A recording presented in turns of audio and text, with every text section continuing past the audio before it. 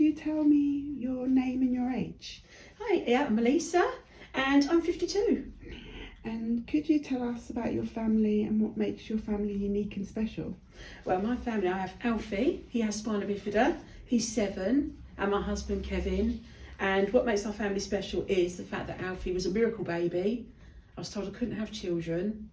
And although he has Spina Bifida, he's a marvellous, happy young man. And I feel very lucky.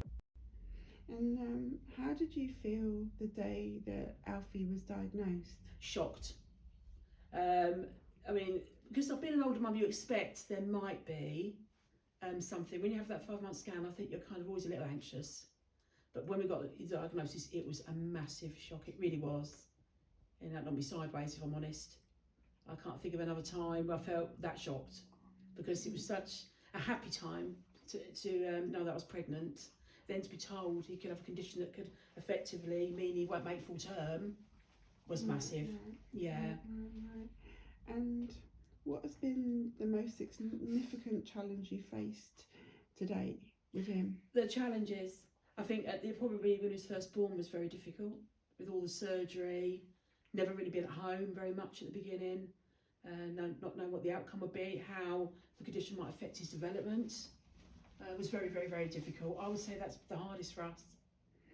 And could you share a specific memory or moment that stands out from your journey with Alfie?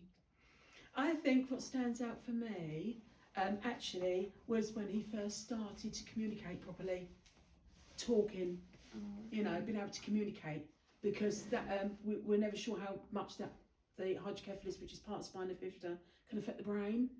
Okay. And that was an amazing time for us, because we knew actually he was doing okay. Right. And how do you manage your difficult days? It's a hard one. On difficult days, I try and rest. Try not to overthink and try not to panic too much about tomorrow, what's coming, because that can be quite a dangerous thing. Sometimes I try just to focus on what's happening now and do the best that I can now. That's the best you can do, I think. But on difficult days, I sit and I relax, read, try and distract myself, have a coffee and just try and think about the positive things rather than panicking too much about what might be coming that's maybe not so good. And can you describe a moment when you felt particularly challenged and how have you overcome it? Particularly challenged, I have to say for me, it was probably when Alfie started school. Right. I found it very, very difficult letting go. It felt very, obviously it's very different from nursery because he was there for 4 days. And worrying how he'd cope socially, because at that particular time when he started school, he was struggling in terms of communication with children. Adults not so much, but children. Learning was very difficult and challenging for him. So for me, I found that first year, especially it was around the time of COVID as well, I found that very, very, very hard. Right. Yeah. And could you tell me what brings happiness to your heart when you think about Alfie? How special he is. I mean, he's just such a lovely, caring, big heart soul, and he just brings happiness. There's nothing negative. I mean, he's just an amazing young man, and I'm really grateful for that. I'm very lucky. He's so loving, and you see him in the morning, and you just feel alive. He makes me feel, makes my heart sing. He really does. Are you fearful or positive about the future for Alfie? I'm positive because Alfie's attitude too is positive. Things are improving. Alfie's independently minded, which helps because I know that he'll want to be independent, which is a great help. So for me, I always think positively that we'll overcome any challenges, and Alfie will overcome any challenges. More importantly, especially being an older parent, you know that he might not be around as long as you would like maybe. And it's important that Alfie does learn to be independent younger. And I think he will. He's so determined. So no, I look at the future definitely positively. Yeah. Do you think about the future often? Yes, I do. If I'm truly honest, I do. I think, will he manage, how will he be? Will he have lots of friendships? It's more about having people around him for me. Has always been the thing. And that's why friendships are so important to me, because it's the thought of him not having maybe us around. Will he have other family around or close friends? I'd hate the thought of him being lonely. That's the thing for me, actually. Yeah. And I just wanted to say, Lisa, thank you so much for sharing your story.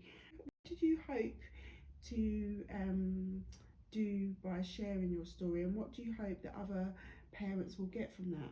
That there is positivity and there's a positivity and there's light. A disability, yes, it's a diagnosis, but it can be started for something amazing. Doesn't have to be negative, and it's amazing how strong these children tend to be. And you know, Alfie's a very good example of he gets on life and he enjoys life. He's not plodding on or just doing day to day. He's actually enjoying life, and that's the big thing for me. I would say to other people. Well, thank you so much, Lisa. Thank You're you very much. Very welcome. What strategies or coping mechanisms have helped you navigate the emotional ups and downs of being a parent to a child with special needs? Support groups. I think we were very lucky that when Alfie was diagnosed, we were put in touch with various support groups, including Shine. It's a big organisation, and there's people you can talk to, families you can connect with a similar condition or the same condition, so you can talk about the challenges that you face, health, emotional wise, what might be coming up, things you need to know about the condition. So for me, that's been a great support, an ongoing support, because a lot of those children are growing up with us. So they're going through the same systems, similar treatments. So that for me has really helped. Talking, definitely. Are there any significant lessons you've learned about yourself through the experience of being a mother to a child with special needs? Stronger than I thought I was. If you'd have asked me before I had him, I'd have been like, oh gosh, I don't know if I could do it. I don't know if I could do this. But you find such strength in yourself that you're amazed when you love someone that much, what you can do, and you'll do anything to help your child.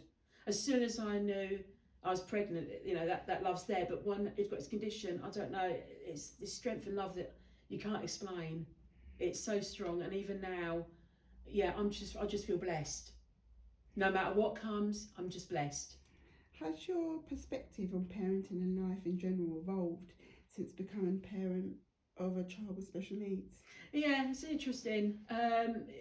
Yeah, you learn so much and about how other people perceive disability to be and how challenging it is, even from like own family relationships of having a child with a complex condition and how it can affect day-to-day life. Our life is a little bit different to, say, a family with a little child that can run around the park on their own, doesn't need quite so much support.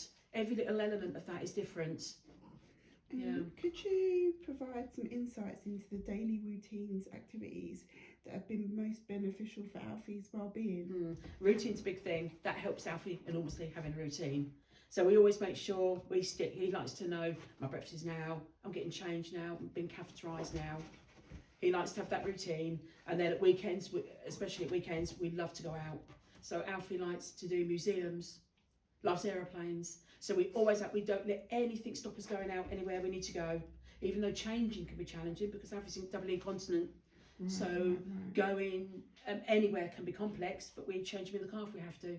We never let it stop us going anywhere. So he loves to be out and about, loves going out for dinner, you know. Yeah.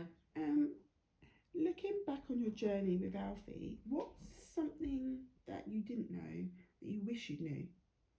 That's an interesting question. That maybe not everything's as bad as it seems. That not to, because you're given quite rightly, you are given worst case scenario when you have a child with that condition. They tell you the worst, what could be. But I wish I hadn't fretted quite so much and just been in the moment a little bit more at the beginning, just not to over panic. Just go with it and just have faith that things will work out. It'll come a bit later, but at first, you know. And what advice would you offer other mothers and fathers who have children with Spina Bifida? Talk, find support through a local support group. There's a lot. There's more support than I even realised. And reach out to people, ask, speak to them. If you're feeling low, you're unsure about whether about schools even, or it doesn't even have to be about health, or places to visit that might be accessible. Things like that. It takes a lot of pressure off. I find it really helps. Definitely talk to other people. Is it difficult to maintain a relationship while parenting a child with special needs? We haven't found that. I'd say it's probably put us closer together. Right. I think it very much maybe depends on the person and a couple or family. But for us, I would say it's definitely brought us closer together. We're very tight knit. Good. Could you have there been any unexpected joys or positive surprises that have come from raising Alfie? Yeah, definitely. I think because with the initial diagnosis, you know, that they sort of explain that learning can be very hard, this can be very hard, and obviously they have to give you worst case scenario. But for us, the joy has been Alfie's wonderful, happy, go lucky, independent personality. What shone through for us is how, yes, he's in a chair, but that wheelchair is his legs. And he sees it that way, he doesn't see it as a negative thing. And that is amazing how strong he is for a child of his age. That amazes me every day. Lovely. Can you share a heartwarming or inspiring story about Alfie that you hold dear? First friendship. I think for me, first friendship, because I knew he was struggling with that. So when he starts talking about one particular young lady who has been an absolute godsend, she's incredible, brought him out, got his personality, he's got somebody at school, and that friendships have now extended out. But it's this one young lady that started that process off, and that was magical to me when he came home and said, "Got a friend." Oh, that's brilliant. Yeah. Brilliant. Could you give me one word that you would use to describe Alfie? Amazing.